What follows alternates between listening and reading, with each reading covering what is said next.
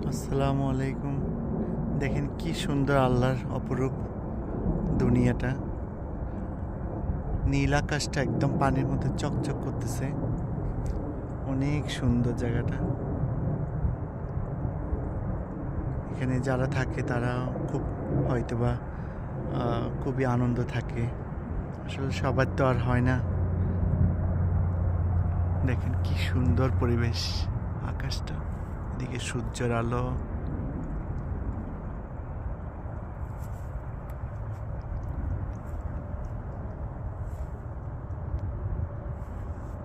কত হাঁস দেখেন,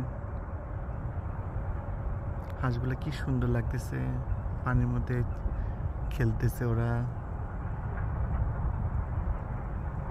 অনেকগুলো হাঁস, এখানেও কিছু আছে।